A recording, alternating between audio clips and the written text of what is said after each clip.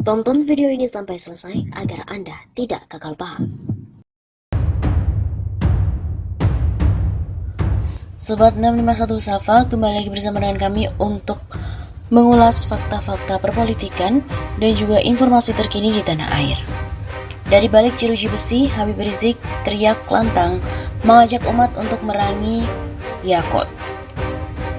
Mantan Imam Besar FPI Habib Rizik Syihab mengecam keras omongan Menteri Agama Yakut Holil Qomas terkait dengan suara azan dan gonggongan anjing.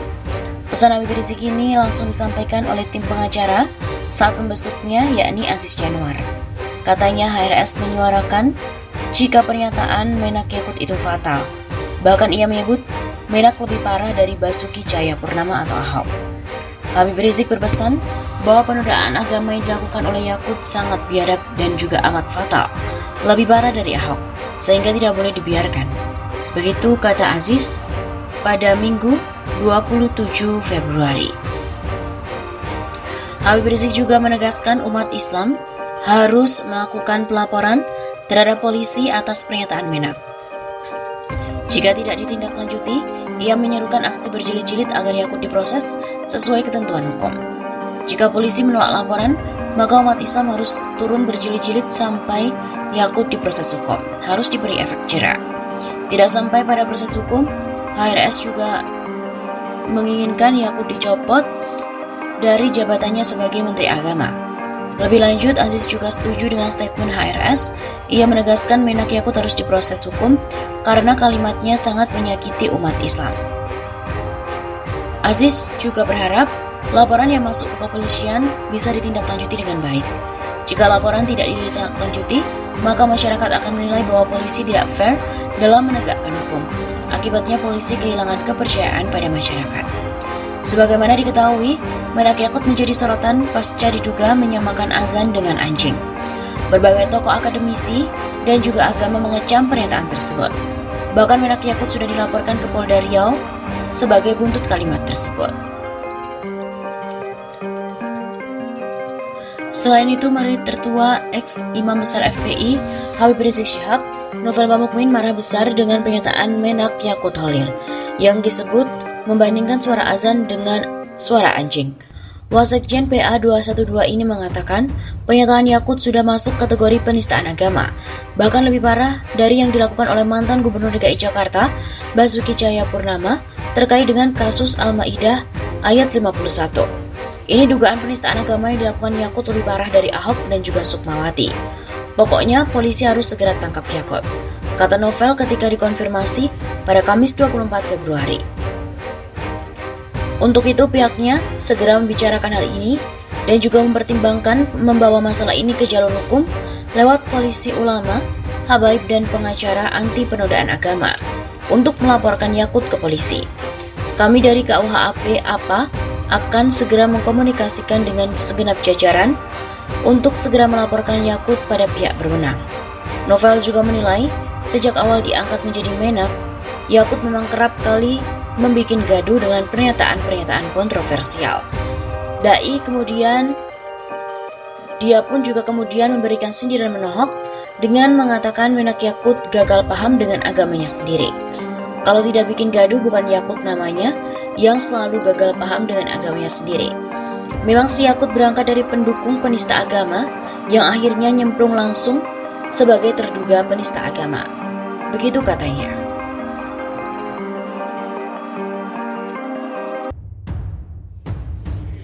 Menak Yakut musibah buat umat Islam. Tulisan ini disadur dari Rizal Fadilah. Keberadaan Menteri Agama beragama Islam seperti Yakut Holil Qomas rasanya belum dirasakan manfaatnya bagi umat Islam. Bukannya membahagiakan, justru yang terjadi adalah membuat pusing dan sempit dada umat. Keberadaannya seperti menjadi musibah. Ruwet sejak tekadnya untuk mengafirmasi Syiah dan Ahmadiyah, kurikulum deradikalisasi atau moderasi beragama. Selamat Nauruz 178 EB. Kemenak hanya untuk NU, doa semua agama, larangan kenceleng, hingga terakhir aturan soal pengeras suara di masjid. Sesuatu yang sudah biasa dalam kehidupan umat Islam kini dimasalahkan dan diatur dengan ketat. Menteri Agama Yakut membuat umat kalang kabut. Ironis bahwa pengaturan pengeras suara masjid harus dibuat oleh seorang menteri melalui Surat Edaran Menteri Agama Nomor 5 Tahun 2022. Rasanya kurang kerjaan, lagi pula jika dilanggar apa sanksinya? Tentu saja tidak ada, apalagi terhadap bentuk surat edaran itu. Menjadi pertanyaan, sejauh mana kekuatan hukumnya?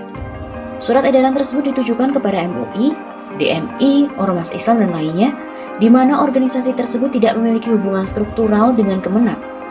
Edaran yang bersifat himbauan dinilai tidak berguna dan dapat diabaikan. Aturan atau kebijakan Menteri Agama harus berbasis hukum dan juga sesuai dengan tata urutan peraturan perundang-undangan. Surat edaran adalah ketentuan internal yang hanya berlaku di lingkungan sendiri, tidak mengikat secara umum dan luas.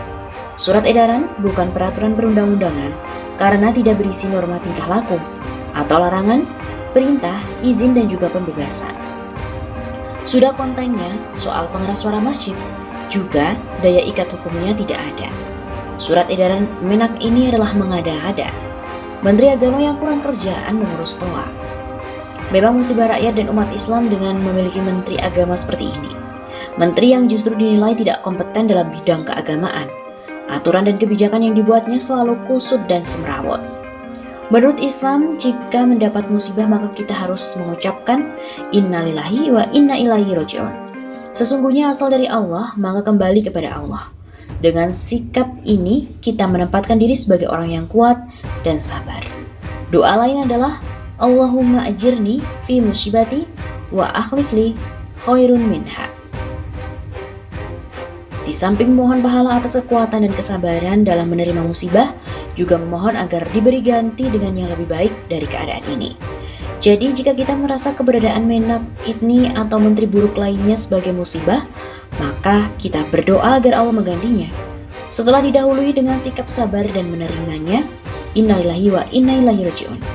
Jika yang kita anggap musibah bagi rakyat, bangsa dan umat Islam itu adalah pemimpin yang lebih tinggi kedudukannya, maka baik pula berdoa agar diberi kekuatan dan kesabaran kepada kita, sekaligus agar diberi ganti dengan yang lebih baik. Presiden yang lebih baik dengan kabinet yang lebih amanah dan berhikmah pada rakyat dan umat, bukan hianat dan selalu menebar fitnah.